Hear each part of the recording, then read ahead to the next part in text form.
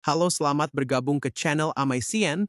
Semoga bisa terhibur dengan ceritanya. Ikuti terus channel ini. Biar gak ketinggalan video menarik lainnya, jangan lupa like dan subscribe ya. Selamat menonton.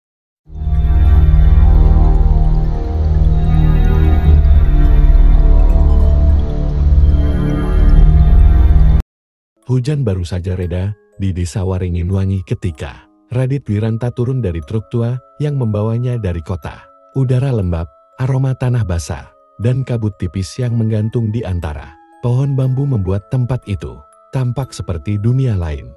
Di tangannya, ia menggenggam peta kecil dan surat kepemilikan tanah yang baru dibelinya. Tanah ini akan jadi awal dari segalanya, katanya kepada istrinya, Sari, yang turun di belakangnya sambil menggendong Laras, putri kecil mereka yang memeluk boneka lusuh. Namun sebelum mereka sempat melangkah lebih jauh, seorang lelaki tua muncul dari balik semak. Janggutnya panjang, matanya tajam, mengenakan kain lurik, dan membawa tongkat dari kayu hitam. Ia menatap Radit tanpa senyum. Tanah itu bukan untuk rumah, Nak, ucapnya berat. Bumi Waringinwangi menolak bila tulangnya digali. Radit menatap heran. Saya sudah membelinya secara sah. Ma, tidak perlu khawatir. Saya cuma ingin membangun. Lelaki tua itu Ki Ganda, dukun penjaga hutan desa, hanya menggeleng pelan. Ada sesuatu di bawah sana. Sejak dulu, siapapun yang mencoba mendirikan bangunan di situ tidak pernah selesai. Tanahnya hidup, tapi lapar. Sari menatap Radit, wajahnya tampak ragu. Tapi Radit hanya tertawa kecil. Saya orang kota, Mbak. Saya tidak percaya tahayul. Angin tiba-tiba berembus dingin, membuat daun pisang bergesek seperti bisikan. Laras menatap tanah di depannya dan berkata lirih, Bunda, kenapa tanahnya menangis? Sari spontan merangkul anaknya, tapi Radit sudah menancapkan tongkat penanda di tengah lahan. Tanda dimulainya pembangunan. Ia tak menyadari bahwa air di bawah kakinya berubah keruh seperti darah. Hari berikutnya, suara cangkul dan palu menggema. Pekerja desa menggali tanah, membuat pondasi. Namun menjelang sore, satu pekerja berteriak. Dari gundukan tanah, ia menemukan benda putih keras seperti batu, tapi berlekuk aneh. Pak Radit, ini bukan batu, katanya gemetar. Radit mengambil benda itu dan meniup debunya. Bentuknya melengkung, menyerupai tulang manusia. Ia diam sejenak, lalu tersenyum tipis. Mungkin tulang hewan. Teruskan saja. Ki Ganda yang berdiri jauh di tepi hutan memejamkan mata. Sudah dimulai lagi, amnya. Bumi akan menagih apa yang pernah diambil darinya. Malam itu, Radit terbangun oleh suara pelan dari luar tenda kerja. Seperti langkah kaki di atas tanah basah. Saat ia keluar, tak ada siapapun. Hanya suara tanah berderak pelan. Seolah sesuatu di bawah sana sedang berusaha naik ke permukaan. Matahari baru saja muncul di balik hutan. Ketika para pekerja kembali menggali pondasi di tanah milik Radit Wiranta. Sisa hujan malam sebelumnya membuat tanah basah dan berat. Tapi Radit tak peduli. Ia ingin rumah itu segera berdiri. Rumah yang akan membuktikan pada semua orang bahwa kutukan hanyalah cerita orang tua. Sari berdiri di pinggir lahan sambil menggendong Laras, anak kecil itu sejak pagi. Terus menatap lubang galian. Seolah ada sesuatu di sana yang menarik perhatiannya. Bunda, dia bilang. Jangan diinjak, bisiknya pelan. Sari menunduk. Siapa yang bilang, Nak? Laras tak menjawab. Ia hanya menunjuk tanah berlumpur di depan mereka. Di tengah pengerjaan, seorang pekerja tiba-tiba berhenti mencangkul. Wajahnya pucat. Pak Radit, dengar itu, katanya sambil menajamkan telinga. Radit mengerutkan alis. Suara samar terdengar di sela ketukan palu dan denting besi seperti bisikan. Lirih tapi jelas, datang dari bawah tanah. Tolong jangan. Para pekerja mulai gelisah. Seorang di antaranya meletakkan cangkulnya. Saya nggak mau lanjut, Pak, ini tanah bukan sembarang tanah. Radit menatap mereka dengan wajah tegang. Sudah, itu cuma suara air yang masuk celah tanah. Lanjutkan kerja kalian. Namun tak lama setelah itu, salah satu pekerja terpeleset dan jatuh ke dalam lubang pondasi. Jeritanya menggema, disusul keheningan panjang. Saat mereka menurunkannya tali untuk menariknya keluar, tubuhnya sudah kaku. Matanya terbuka lebar, seolah masih menatap sesuatu dari bawah sana. Radit panik, tapi ia mencoba bersikap tegas. Kita bawa ke rumah dulu, besok kita lanjut. Para pekerja menolak. Satu persatu mereka pergi meninggalkan lokasi, menyisakan Radit sendirian di tengah lahan berlumpur. Menjelang malam, Radit duduk di depan tenda, memandang lubang pondasi yang belum selesai. Suara jangkrik terdengar lemah, seperti ditelan kabut. Sari mendekat pelan. "Mas, kita hentikan dulu. Aku takut sesuatu yang buruk terjadi." Radit menatapnya, matanya marah, "Karena kurang tidur. Aku sudah terlalu jauh. Sari, rumah ini akan jadi bukti kalau aku bisa. Kalau tanah ini tak bisa menolak kehendakku." Angin berembus dingin. Dari lubang itu, samar-samar terdengar lagi suara. Kali ini lebih jelas. "Radit, kembalikan tulangku." Sari menjerit dan menutup telinga. Laras di pelukannya mulai menangis keras. Radit memandang lubang itu kali ini tak lagi dengan tatapan keras kepala, tapi dengan wajah yang perlahan diselimuti ketakutan.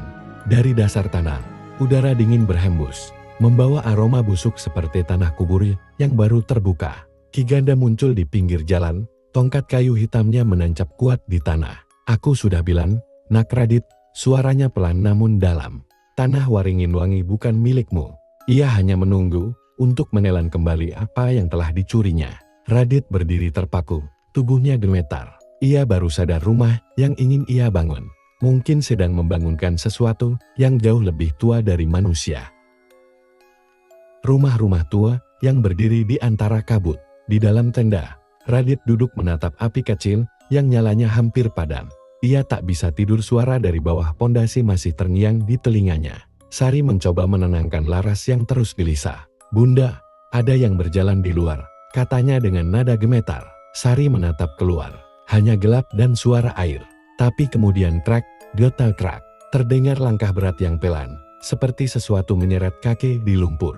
Radit bangkit, menyalakan senter, lalu membuka tirai tenda. Sorot cahaya menembus hujan, mengenai sesuatu yang membuat jantungnya berdeguk keras di tengah genangan lumpur. Ada potongan tulang putih kecil muncul ke permukaan, seolah baru didorong dari dalam tanah. Ia mendekat perlahan. Tulang itu tampak seperti bagian dari tangan manusia. "Ini mustahil," gumamnya. Sari menjerit pelan, "Mas, tolong, jangan sentuh." Tapi Radit sudah jongkok, menyentuhnya. Saat jari-jarinya menyentuh tulang itu, hawa dingin seperti menyusup ke tulang sumsum. Tiba-tiba tanah di sekelilingnya bergetar. Dari dalam lubang pondasi terdengar suara berat, bukan manusia, bukan hewan, sesuatu yang seperti desahan dari masa lalu. Malam itu, Radit tidak tidur. Ia terus menatap pondasi yang basah. Dan di antara remang hujan ia melihat bayangan sosok berambut panjang. Tubuhnya kurus, berdiri di ujung lubang. Sosok itu memegang tulang yang sama dan matanya menyala merah redup. Radit mundur, tapi sosok itu perlahan hilang ditelan kabut. Keesokan paginya, Ki Ganda datang dengan langkah tenang. Ia menatap tulang yang kini sudah diletakkan di atas meja kayu di dalam tenda. "Dari mana kau mendapat ini?" tanyanya tanpa menatap Radit. "Tanah itu mengeluarkannya sendiri," jawab Radit dengan suara pelan. Ki Ganda menghela napas panjang. "Aku sudah menduga. Tulang ini bukan sekadar sisa manusia, Nak Radit. Ia bagian dari tubuh seseorang yang dikubur dengan amarah." Laras tiba-tiba berlari keluar tenda dan menunjuk ke arah pondasi. Dia marah. "Bunda." Semua menoleh di tanah lembek itu. Muncul bekas telapak tangan yang terbenam, seolah seseorang menekan dari bawah. Dan perlahan, di tengah pondasi, lumpur membentuk wajah sama, tapi jelas menyerupai wajah perempuan tua dengan mata terpejam. Sari memeluk Laras erat-erat. "Mas, aku mohon, hentikan ini." Namun Radit menatap lubang itu dengan tatapan kosong. "Aku tidak bisa berhenti sekarang. Kalau aku berhenti, semua yang sudah aku lakukan sia-sia." Ki Ganda menatapnya tajam. "Kalau kau teruskan, bukan hanya rumahmu yang akan berdiri di sini. Sesuatu akan ikut bangun bersamanya." Malam kembali datang dengan cepat, dan ketika angin berdesir lewat celah tenda, Sari mendengar suara yang sama seperti sebelumnya, bisikan yang datang dari tanah. "Rumah ini rumahku." 3 hari setelah penemuan tulang putih itu, pembangunan rumah di lahan milik Radit dilanjutkan. Kali ini hanya oleh beberapa pekerja yang masih berani. Dinding-dinding bata mulai berdiri setengah tinggi. Meski udara di sekitar pondasi terasa aneh, kadang terasa terlalu dingin, kadang tiba-tiba hangat seperti napas seseorang di tengkuk. Sari duduk di teras tenda sambil memeluk Laras, memandangi Radit yang mengawasi para pekerja. Wajah suaminya tampak semakin pucat, matanya memerah. "Mas, kamu tidak tidur lagi semalam, ya?" tanda tanya Sari lirih. Radit hanya menggeleng. "Aku harus pastikan rumah ini berdiri sebelum akhir bulan. Kalau berhenti sekarang, semua habis." "Tapi Mas," sejak tulang itu muncul, Laras tidak pernah tenang. Setiap malam dia bicara sendiri, bilang ada perempuan di belakang dinding. "Cukup, Sari," potong Radit tajam. "Itu cuma bayangan lampu." Namun malam itu membuktikan sebaliknya. Ketika para pekerja sudah pulang dan hujan mulai turun, Radit memutuskan memeriksa dinding bagian belakang yang baru disemen setengah. Lampu minyak kecil ia bawa ke sana. Udara di sekitar terasa pengap, seperti ruang sempit tanpa oksigen. Saat ia menyorotkan lampu ke dinding, cahaya memantul pada sesuatu. Bekas telapak tangan.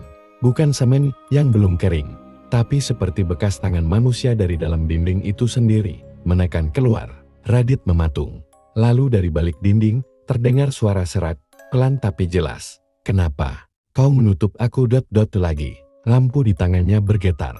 Suara itu diikuti bunyi ketukan dari dalam dinding, 1, 2, 3 kali. Sari yang mendengar dari tenda segera datang, menarik tangan suaminya.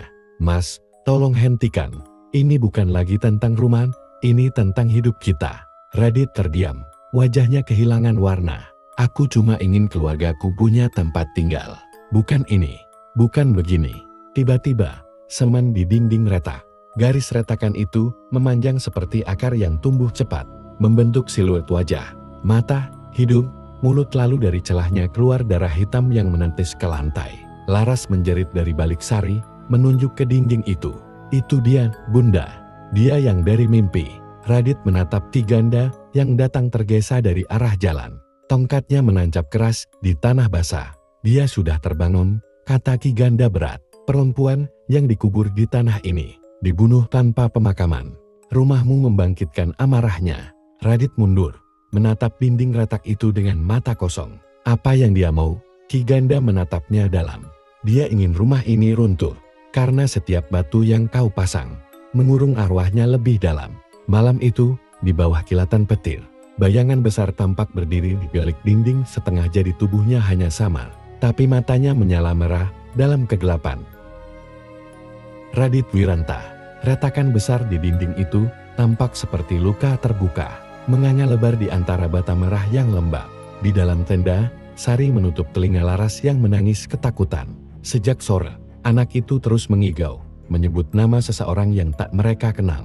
Dia bilang namanya, Nyi Ranti. Isak Laras disela tangis. Sari menatap Ki Ganda yang duduk di seberang api unggun kecil, wajahnya suram.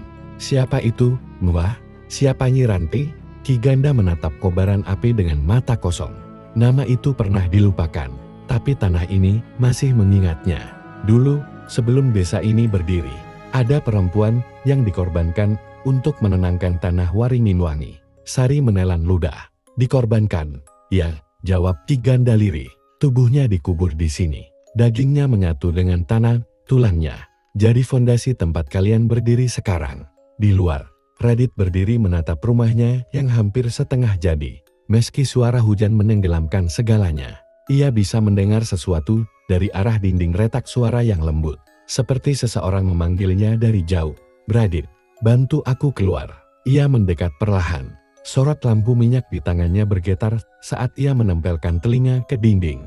Suara itu semakin jelas, seperti bisikan di balik batu bata. "Kau yang membangunkanku. Kini jangan tinggalkan aku sendirian." Tiba-tiba, dinding itu bergetar. Dari celah retakan, keluar cairan hitam pekat seperti darah tua. Radit mundur, tapi sebelum sempat bergerak jauh, sesuatu menembus dari dalam. Tangan perempuan, pucat dan berlumur lumpur, mencengkeram kuat pergelangan tangannya. "Lapas!" teriak Radit panik, tapi genggaman itu terlalu kuat. Wajah perempuan perlahan muncul dari dalam dinding, kulitnya abu-abu. Rambutnya panjang menutupi separuh muka dan matanya kosong tapi hidup. Sari berlari keluar, menjerit melihat pemandangan itu. "Amas, lepaskan!" Radit berusaha menarik tangannya, tapi perempuan itu berbicara dengan suara serak. "Rumah ini, kubur En Kudut. Kau bangunkan tanpa izin." Suara itu menggema, seperti keluar dari tanah dan udara sekaligus. Ki Ganda menancapkan tongkat hitamnya ke tanah, membaca mantra pelan. Angin berputar di sekitar mereka, dan sosok perempuan itu perlahan menghilang, tapi bukan pergi. Hanya kembali menembus dinding. Retakan menutup sedikit, meninggalkan bekas darah hitam menetes di bata. Sari memeluk Radit yang gemetar. "Mas, kita harus pergi dari sini." Radit menatap dinding itu, wajahnya kosong. "Tidak, dia tidak ingin aku pergi." "Nas." Radit menatap Sari dengan mata merah. Dia bilang, "Rumah ini belum selesai. Aku harus menyelesaikannya, atau dia akan datang lagi." Ki Ganda menatap mereka berdua dengan pandangan iba. "Kalau rumah itu selesai dibangun, Nak Radit, maka kau bukan lagi pemiliknya." Hujan berhenti, namun udara di sekitar rumah setengah jadi itu masih terasa lembab dan berat. Tanah berlumpur menahan setiap langkah, dan aroma logam samar, seperti darah yang mengering, tercium setiap kali angin berhembus dari arah dinding retak. Laras terbaring di dipan kecil di dalam tenda, matanya terbuka lebar, menatap atap plastik yang bergoyang perlahan, tertiup angin. Ia tidak bisa tidur sejak peristiwa semalam, tapi bukan karena takut. Ada sesuatu atau seseorang yang berbisik di telinganya setiap kali ia memejamkan mata Laras. "Aku dingin." Suara itu lembut, seperti suara seorang ibu. Kadang terdengar dari luar tenda, kadang dari dalam tanah di bawahnya. Dan setiap kali Laras mendengar, matanya perlahan berair bukan karena takut, tapi karena ia merasa kasihan. Pagi menjelang, Sari terbangun lebih dulu, mendapati Laras duduk di depan tenda, menatap ke arah rumah. "Laras, ngapain kamu di situ?" "Sudah pagi, Nak." Anak itu menoleh pelan. "Bunda, dia sendirian. Katanya dia kedinginan." Sari menelan ludah. "Siapa, Nak?" Laras menunjuk ke dinding rumah yang semalam retak. "Perempuan itu." Sari segera menarik putrinya masuk, tapi Radit datang dari arah rumah, membawa ember berisi semen. Wajahnya pucat, tapi matanya tajam. "Aku lanjutkan kerja hari ini," katanya datar. "Kalau rumah ini tak selesai, kita tak akan tenang." Ki Ganda yang duduk di bawah pohon waringin menatapnya lekat. "Yang tak tenang bukan kau, Nak Radit, tapi arwah yang kau ganggu." Namun Radit mengabaikannya. Ia mulai menambal dinding retak itu. Setiap sapuan semen membuat suara kecil, seperti bisikan samar. "Tapi nyata jangan. Tutup aku." Sore hari, Laras kembali duduk di depan rumah. Ia membawa boneka kecil dari kain perca dan menaruhnya di dekat dinding. "Ini buat kamu," katanya lembut. "Biar kamu nggak sedih lagi." Malam tiba, dan Radit terlelap karena kelelahan. Tapi Sari terbangun ketika mendengar suara langkah kecil di luar tenda. Ia mengintip Laras berjalan ke arah rumah, menenteng lampu minyak. "Laras," bisik Sari, tapi anak itu tak menoleh. Laras berhenti tepat di depan dinding yang tadi ditambal Radit. Ia menatapnya lama, lalu berbisik, "Sekarang kamu sudah hangat dia." Tiba-tiba dinding itu bergetar, dan dari celah semen baru muncul retakan kecil. Udara menjadi dingin. Suara itu kembali terdengar, tapi kali ini lebih jelas, lebih dekat. "Terima kasih, Laras. Sekarang temani aku." Sari menjerit, berlari memeluk anaknya tepat sebelum tangan pucat itu kembali menembus dinding. Hampir menyentuh rambut Laras, lampu minyak jatuh dan padam, menyisakan kegelapan pekat. Dalam gelap, hanya suara napas berat terdengar, napas yang bukan milik manusia. Ketika Ki Ganda menyalakan obor beberapa detik kemudian, mereka melihat dinding itu sudah berubah. Di permukaannya muncul lukisan samar wajah perempuan, tapi bukan hanya wajahnya. Di sampingnya ada lukisan anak kecil yang tampak sangat mirip dengan Laras. Api unggun di depan tenda menyala kecil, tetapi hawa dingin yang datang dari arah rumah setengah jadi membuat udara serasa membeku. Ki Ganda duduk bersila di tanah, menggenggam tasbih hitam dari kayu jati yang sudah lusuh. Sorot matanya kosong, tapi wajahnya tampak tegang. Ia tahu sesuatu telah berubah sejak Laras mulai mendengar suara dari dinding.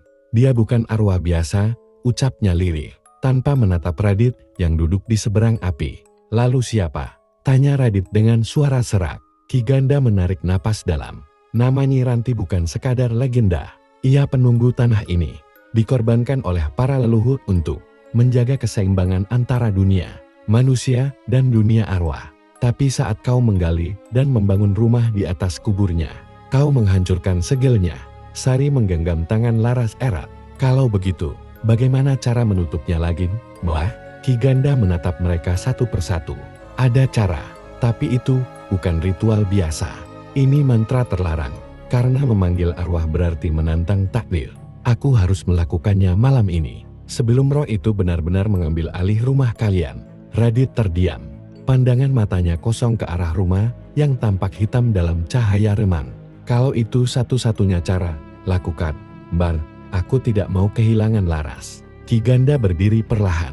Ia mengambil kendi berisi air dari mata air suci Waringin, bunga 7 rupa, dan seikat rambut hitam yang ditemukan di dinding semalam rambut yang diyakini milik Nyi Rantik. Ia menancapkan tongkatnya di tanah, lalu menyalakan dupa yang mengeluarkan asap putih pekat. Jangan keluar dari lingkaran ini, apapun yang terjadi, pesannya. Sari memeluk Laras, sementara Radit berdiri di belakang mereka, menatap Ki Ganda yang mulai melantunkan mantra dalam bahasa kuno. Suara itu rendah dan bergetar, seperti berasal dari bawah tanah. Angin mulai berputar di sekitar mereka, membawa aroma anyir. Dinding rumah bergetar, dan dari celahnya, terdengar jeritan panjang. Kenapa kalian ganggu aku lagi? Tanah di bawah mereka retak. Api unggun padam tertiup angin, menyisakan gelap yang pekat. Di antara suara Ki Ganda yang terus membaca mantra, terdengar langkah pelan mendekat. Sari memejamkan mata, air matanya menetes. Ia mendengar suara napas berat sangat dekat. Saat petir menyambar, sesosok perempuan berdiri di antara mereka. Wajahnya separuh membusuk, matanya hitam tanpa pupil. Gaun lusuhnya meneteskan darah hitam ke tanah. Ki Ganda, suaranya bergetar. Kau ingin menyegelnya kembali, tapi yang kau segel dulu bukan aku, melainkan anak yang dikorbankan bersamaku. Semua menatap Laras yang tiba-tiba menjerit kesakitan. Tubuh kecilnya gemetar, matanya mendadak memutih. Radit mencoba memeluknya, tapi Laras berteriak. Suaranya berubah menjadi 2 lapis. Suara anak kecil dan suara perempuan dewasa bersamaan. Dia sudah di sini, ayah. Dia sudah masuk ke aku. Ki Ganda menatap Radit dengan wajah nyeri. Terlambat, roh itu telah menemukan wadahnya. Di dalam tenda, Sari duduk memeluk Laras. Tubuh anak itu masih lemah setelah kejadian malam tadi. Namun kini, ada sesuatu yang berbeda dari dirinya. Mata Laras yang biasanya cerah kini tampak kosong, menatap ke arah dinding rumah sekolah sedang. Mendengarkan sesuatu yang tak terdengar oleh telinga manusia. Laras, kamu masih bisa dengar bunda? Tanya Sari pelan. Anak itu menoleh. Bibirnya bergerak pelan, tapi suaranya bukan lagi suara seorang anak kecil. Dia sudah tidak di sini. Aku yang tinggal di tubuh ini, sekarang. Sari menjerit dan mundur, hampir jatuh. Radit segera memeluk istrinya, menatap Laras yang kini tersenyum aneh. Jangan takut, katanya. Aku tidak akan menyakitimu, selama kalian tidak mencoba mengusirku lagi. Suasana di dalam tenda berubah mencekam. Api unggun kecil padam begitu saja, dan hawa dingin menyelimuti udara. Ki Ganda masuk tergesa, membawa botol kecil berisi cairan hitam. Cepat, jauhkan dia dari rumah itu, serunya. Tapi Radit ragu. Itu anakku, Mbah. Tidak, Nak Radit, jawab Ki Ganda berat. Yang kau lihat itu bukan lagi anakmu. Itu Nyi Ranti yang menempati raganya. Tiba-tiba Laras, atau apapun, yang kini mengendalikan tubuhnya tertawa kecil. Jadi ini Ki Ganda yang dulu menyegelku, ya, katanya dengan nada sinis. Kau pikir segelmu abadi? Ki Ganda menancapkan tongkat hitamnya di tanah, mengucap doa dalam bahasa kuno. Udara bergetar, tapi tubuh Laras justru tersantak kuat. Suara perempuan tua keluar dari mulut kecilnya, melengking tinggi hingga membuat tanah di bawah mereka retak. Berhenti, teriak Radit, menutup telinga Sari, dia kesakitan.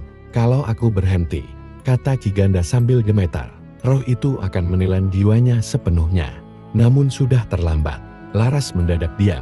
Tatapan matanya kini menatap langsung ke arah rumah yang masih berdiri setengah jadi. Rumah itu milikku, katanya lirih. Aku ingin kembali ke dalamnya. Ia berjalan perlahan ke arah rumah. Langkahnya kaku tapi pasti. Radit mengejarnya, namun setiap kali ia mendekat, angin hitam menghalanginya, membuat tubuhnya terpental ke tanah. Dari kejauhan, dinding rumah bergetar pelan.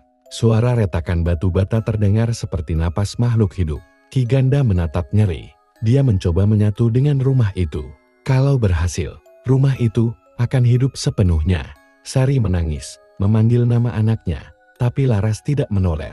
Ia menyentuh dinding dengan telapak tangannya, dan semen baru yang ditempel Radit perlahan meleleh seperti lilin panas. Dari dalam dinding itu, tangan-tangan pucat muncul, meraih Laras, menariknya perlahan ke dalam. Radit berlari, memeluk tubuh putrinya dari belakang, mencoba menariknya. Tapi semakin ia tarik, semakin kuat tangan-tangan itu mencengkeram. "Lepaskan dia!" teriak Radit. Dari dalam dinding, suara Nyi Ranti bergema. "Dia sudah menjadi bagian dari rumahku." Cahaya merah menyala dari celah dinding, membutakan mata mereka semua. Ketika cahaya itu padam, Laras sudah tidak di sana. Hanya boneka kecil dari kain perca tergeletak di lumpur, basah oleh air hujan. Sari menjerit memanggil nama anaknya. Radit berlutut di tanah, kehilangan kata. Ki Ganda menatap rumah itu lama. Pertarungan baru dimulai, karena tubuh Laras kini adalah jembatan antara dunia mereka dan dunia kita. Rumah setengah jadi milik Radit berdiri bisu, tapi setiap beberapa menit, terdengar suara aneh dari dalamnya. Seperti hembusan napas pelan dari dada makhluk raksasa yang sedang tidur. Radit berdiri di depan rumah itu sejak subuh. Bajunya basah kuyup, matanya sembab. Di tangannya masih tergenggam boneka kain milik. Laras satu-satunya benda yang tersisa setelah anak itu ditelan oleh dinding. "Dia masih di dalam sana," gumamnya. "Aku bisa merasakannya." Ki Ganda mendekat perlahan. Payung hitamnya bergetar di terpa angin. "Jangan mendekat lagi, Nak Radit. Rumah itu bukan rumahmu lagi. Ia sudah hidup." Radit menatap lelaki tua itu dengan mata merah. Kalau rumah itu hidup, berarti Laras juga masih hidup di dalamnya. Sari menahan bahunya, menangis lirih. "Tolonglah, kita harus percaya sama Mbah Ganda." Namun tiba-tiba, tanah di depan rumah berguncang. Air hujan yang tergenang beriak seperti direbus dari bawah. Dari celah fondasi, muncul gelembung udara yang mengeluarkan suara. "Hek ... hik ... Suara tawa kecil seorang anak. Sari langsung menjerit. Itu suara Laras. Pintu rumah yang belum sempurna itu terbuka pelan, berderit panjang. Dari dalamnya keluar aroma anyir bercampur kapur basah. Dinding yang dulunya putih kini tampak berurat seperti kulit manusia. Radit melangkah satu langkah ke depan, terpana. "Laras, kamu di sana?" Dari kegelapan di dalam rumah, muncul bayangan kecil. Rambutnya panjang, basah, menutupi wajah. Gaun putihnya kotor dan berlumpur. Suara kecil memanggil, "Ayah." Sari menahan napas, menatap dengan air mata mengalir deras. Tapi saat sosok itu melangkah keluar, mereka berdua mundur nyeri. Itu memang tubuh Laras. Tapi wajahnya kini seperti topeng mati, pucat keabu-abuan. Matanya kosong, dan di bawah kulitnya tampak tulang-tulang menonjol seperti ingin keluar. "Aku sudah pulang," katanya pelan. Radit mendekat tanpa sadar. "Laras, ayah di sini." Namun begitu tangan Radit menyentuh kulit anak itu, tubuh Laras langsung berubah kaku. Dari balik mulutnya, keluar kabut hitam, mengalir cepat ke dada Radit. Ia terlempar ke tanah, tubuhnya kejang-kejang. Ki Ganda menancapkan tongkatnya, membacakan mantra pelindung. "Mundur, itu bukan lagi anakmu. Itu roh rumahnya yang sedang mencari daging untuk membentuk tubuhnya sendiri." Rumah itu bergetar keras. Suara napas berat kini semakin nyata. Setiap hembusannya membuat kaca jendela berembun dari dalam. Dinding mulai memuai dan mengempis, seperti dada manusia yang sedang bernapas. Sari menjerit histeris. "Rumah itu hidup, Mbah. Rumah itu hidup." Ki Ganda menatap dalam, wajahnya pucat. Tidak hanya hidup, Bu Sari, ia lapar. Dan tubuh Laras adalah jantungnya. Tiba-tiba, pintu rumah menutup sendiri dengan keras. Dari sela jendela, terlihat bayangan Laras berjalan ke dalam, menghilang di balik kegelapan. Seketika lampu-lampu neon di sekitar desa padam bersamaan. Hanya satu cahaya yang tersisa dari dalam rumah itu, merah, berdenyut seperti detak jantung. Radit berlutut di tanah, berteriak memanggil nama anaknya. Suara dari dalam rumah membalas lembut tapi menakutkan. "Tenang, ayah. Nanti ayah juga bisa tinggal di rumah ini bersama aku." Radit berdiri di depan rumahnya, yang kini tampak seperti makhluk raksasa dengan dinding berdenyut pelan. Setiap kali ia memandangnya, ia bisa mendengar suara lirih memanggil dari dalam suara Laras, anaknya. "Ayah, aku di sini. Tolong aku." Suaranya terlalu nyata untuk diabaikan. Sari mencoba menahan suaminya. "Jangan masuk, Dit. Ki Ganda bilang rumah itu sudah bukan dunia kita. Radit menatap istrinya, matanya merah. Air hujan mengalir di wajahnya seperti air mata. Kalau aku tidak menjemputnya, siapa lagi yang akan lakukan? Tanpa mendengarkan lagi, Radit melangkah ke depan. Ki Ganda berusaha menahannya, namun rumah itu seolah membukanya jalan sendiri. Pintu depan yang tadi tertutup rapat kini terbuka pelan, mengeluarkan kabut hangat bercampur aroma anyir. Begitu Radit masuk, pintu itu menutup dengan keras dan suara dari luar terhenti sepenuhnya. Di dalam rumah, Radit menatap sekeliling. Tak ada lagi bentuk rumah seperti sebelumnya. Dindingnya hidup berdetak lembut, berlendir, dan terasa hangat saat disentuh. Langit-langitnya meneteskan cairan bening seperti peluh manusia. Ia menelan ludah. Langkahnya bergema di antara suara napas berat yang datang dari segala arah. Laras, suara anak kecil menjawab dari kegelapan. Ayah, aku di sini. Ia berlari mengikuti arah suara itu, melewati koridor yang tampak seperti usus besar. Setiap langkah disertai gemerisik seperti tulang-tulang yang bergesekan. Bau daging busuk semakin kuat. Sampai akhirnya, Radit tiba di sebuah ruangan besar. Di tengahnya, berdiri sosok Laras, tapi tidak seperti sebelumnya. Tubuhnya kini pucat dan licin, seperti baru keluar dari rahim. Di belakangnya, tembok berdenyut cepat, dan di dalamnya, terlihat wajah-wajah manusia yang menatap Radit. Wajah para korban yang menjadi bagian dari rumah itu. Laras. Gadis kecil itu tersenyum, tapi bukan senyum anak. Suaranya kini datar dan dalam. Kau datang juga, ayah. Rumah ini senang. Radit mundur perlahan. Kau bukan Laras. Sosok itu menunduk, dan saat ia mengangkat wajahnya kembali, matanya kini berwarna hitam pekat. Laras sudah jadi bagian dariku. Sekarang tinggal kau dan ibumu. Tiba-tiba, dari lantai muncul tangan-tangan putih yang berlendir. Mencengkeram kaki Radit, ia berteriak, menarik diri sekuat tenaga. Dinding di sekitarnya bergetar keras, suara detak jantung semakin cepat. Radit mencabut besi panjang dari pinggangnya, memukul dinding yang menutupnya. Tapi justru dari dinding itu, keluar cairan merah kental seperti darah. Berhenti melawan, bisik suara itu. Rumah ini ingin kau tinggal selamanya. Radit menatap ke langit-langit. Di sana, ia melihat sesuatu yang membuat darahnya membeku. Potongan-potongan tulang dan tengkorak yang membentuk struktur atap. Beberapa masih meneteskan darah segar. Ia menyadari, rumah ini benar-benar dibangun dari tulang manusia. Dalam keputusasaan, ia mengeluarkan korek api kecil dari saku, satu-satunya hal yang ia bawa. Ia menyalakannya, menatap cairan lengket di lantai yang berbau bensin.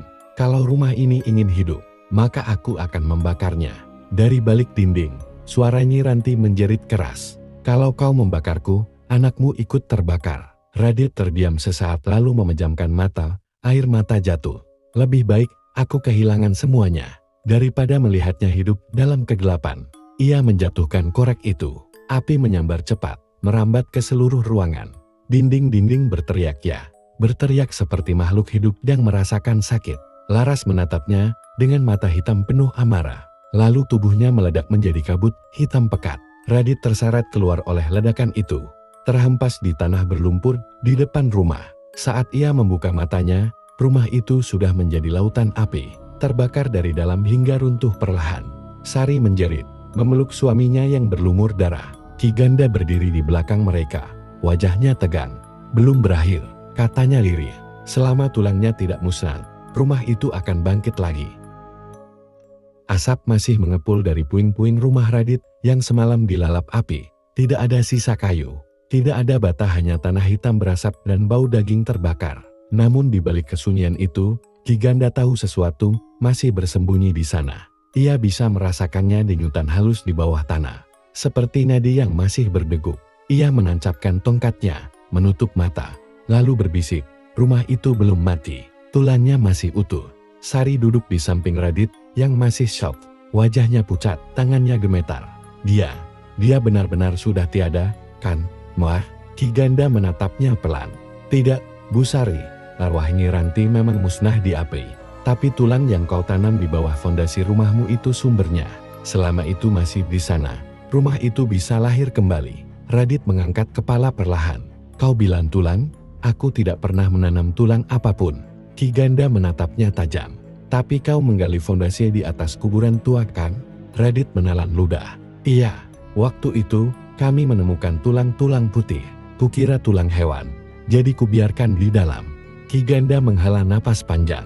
Kau tidak tahu, Nak Radit, itu bukan tulang hewan. Itu sisa jasad manusia yang dikorbankan bersama Nyi Ranti 100 tahun lalu. Mereka dikubur untuk menjaga keseimbangan. Kau membangunkannya kembali. Sari menutup wajahnya, menangis keras. Radit berdiri, menatap tumpukan puing yang masih berasap. Kalau begitu, aku akan gali semua. Aku akan hancurkan tulang-tulang itu dengan tanganku sendiri. Ki Ganda menatapnya khawatir. Kau tidak akan sanggup. Tulang itu tidak mati. Ia masih memiliki kesadaran. Namun Radit tak mendengarkan. Ia mengambil sekop, melangkah ke tengah reruntuhan. Tanahnya masih hangat, seperti perut makhluk hidup. Setiap kali sekopnya menembus tanah, suara kecil terdengar, seperti tawa anak kecil yang jauh di bawah. Setelah beberapa menit menggali, Radit merasakan sekopnya mengenai sesuatu keras. Ia jongkok, membersihkan tanah dengan tangan. Di bawahnya, tampak tulang manusia putir, tapi bergerak perlahan, seperti bernapas. Ia terdiam, tubuhnya gemetar. Mbah, mereka bergerak. Ki Ganda berlari mendekat, mengucapkan mantra pelindung. Tapi tanah tiba-tiba bergetar keras. Dari bawah, muncul tangan-tangan tulang yang merangkak keluar. Memegang kaki Radit, ia berteriak, menarik diri. Tapi tangan-tangan itu banyak mencengkeram kuat, menariknya ke bawah. Sari menjerit, memegang lengan suaminya. Namun tanah itu kini hidup berdingit seperti jantung. Tulang-tulang mulai menyatu, membentuk rangka besar berbentuk rumah. Tapi kali ini bukan dari batu bata, melainkan dari tulang manusia yang saling mengunci. Ki Ganda mundur dengan wajah ngeri. Ya Tuhan, rumah itu berinkarnasi. Dari tengah struktur tulang yang terbentuk, muncul kabut hitam. Suara perempuan terdengar lirih, mendesis lembut. Terima kasih, Radit. Kau membangunkan aku kembali. Radit menatap ke arah kabut itu, wajahnya pucat. Nyi Ranti, kau sudah mati. Suara itu tertawa pelan. Tidak ada yang benar-benar mati di tanah ini. Aku hanya menunggu darah baru untuk menghidupkan tulangku. Dan darahmu cukup murni. Tiba-tiba, tulang-tulang itu membentuk wajah perempuan di dinding tulang. Matanya kosong, tapi dari mulutnya mengalir darah segar. Sari menjerit ketakutan, berlari ke arah Ki Ganda. Tapi tanah di bawahnya pecah, dan dari dalam keluar Laras. Wajahnya kini separuh manusia, separuh tengkorak. Bunda, jangan lari. Aku kedinginan. Sari menatapnya kaku. Air matanya jatuh, tapi langkahnya beku. Radit mencoba memanggil nama putrinya, tapi Ki Ganda berteriak. Itu bukan Laras lagi. Itu wadah yang dipakai Nyi Ranti. Langit tiba-tiba bergemuruh. Petir menyambar reruntuhan tulang itu. Tapi bukannya hancur, tulang-tulang itu justru menyerap kilat dan bersinar merah. Seolah menyerap energi kehidupan. Ki Ganda menancapkan tongkatnya ke tanah, berteriak sekuat tenaga. Radit, dengarkan aku. Satu-satunya cara menghancurkan rumah ini adalah dengan menghancurkan tulang pertamanya, tengkorak Nyi Ranti. Radit menatap rumah tulang yang kini tumbuh seperti monster. Dan di dalamnya, di tengah dada besar dari tulang-tulang manusia, tampak tengkorak perempuan dengan mahkota batu tengkorak Nyi Ranti. Langit memerah seperti terbakar. Dari tengah reruntuhan tanah yang menghitam, berdiri makhluk mengerikan, rumah tulang raksasa. Berdetak pelan seperti jantung hidup. Dari setiap retakan tanah, tangan-tangan mayat terus muncul, menggeliat menuju permukaan. Di dalam struktur mengerikan itu, Radit masih berjuang.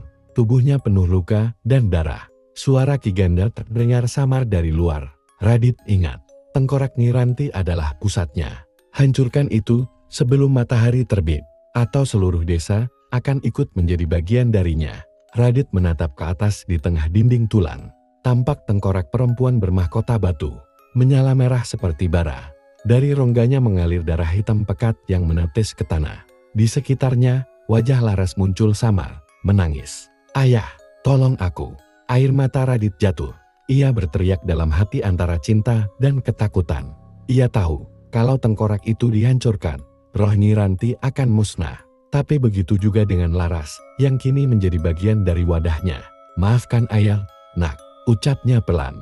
Ia mencabut linggis berkarat dari tanah, menggenggamnya erat, lalu berlari menembus labirin tulang yang berdenyut seperti daging hidup. Dinding berusaha menutup, mencoba menelannya, tapi ia terus memukul dan menebas. berteriak tanpa suara di tengah gemuruh arwah yang meraung kesakitan. Sementara itu, di luar, Sari memeluk tongkat Ki Ganda, berdoa dalam isak, "Tolong selamatkan suamiku, Mbah." Ki Ganda menatap ke arah rumah tulang yang kini memancarkan cahaya merah terang. "Doakan ia kuat, Bu Sari, karena yang ia lawan bukan roh biasa, tapi sejarah terkutuk tanah ini sendiri." Di dalam, Radit akhirnya mencapai pusat rumah. Di sana, tengkorak Nyi Ranti tergantung di udara, diselimuti urat dan daging yang berdenyut perlahan. Suara Nyi Ranti bergema lembut dari segala arah. "Kau ingin menghancurkanku, Radit, padahal aku hanya ingin keluargaku kembali. Kau bangunkan aku dari tidur panjangku. Kau cabut tulang-tulangku dari tanah. Lalu kau ingin aku mati lagi?" Radit menatap tengkorak itu dengan amarah. "Kau sudah mengambil anakku." Tengkorak itu tertawa kecil. "Aku hanya memberi dia tempat lebih baik dari dunia yang kejam ini." Lalu dari balik tengkorak itu, muncul sosok Laras, menatapnya dengan mata kosong. "Ayah, jangan bakar aku lagi." Langkah Radit goyah. Ia hampir menjatuhkan linggisnya, sampai ia melihat sesuatu di leher Laras, kalung kecil berbentuk hati yang dulu ia buat sendiri dari kayu. Laras menatapnya dengan tatapan lemah, dan di antara suara arwah yang melengking, Radit mendengar bisikan lembut putrinya yang sejati. "Ayah ... cepat ... aku takut." Air mata jatuh lagi. Radit berteriak, mengangkat linggisnya tinggi-tinggi, lalu menghantam tengkorak Nyi Ranti dengan seluruh kekuatannya. Sekali, dua kali meretak. Ketiga kalinya tengkorak itu pecah, dan dari dalamnya keluar cahaya putih menyilaukan. Suara jeritan mengguncang seluruh desa. Dinding tulang bergetar, lalu mulai runtuh, satu demi satu. Tanah berguncang, dan dari langit turun hujan deras bercampur abu.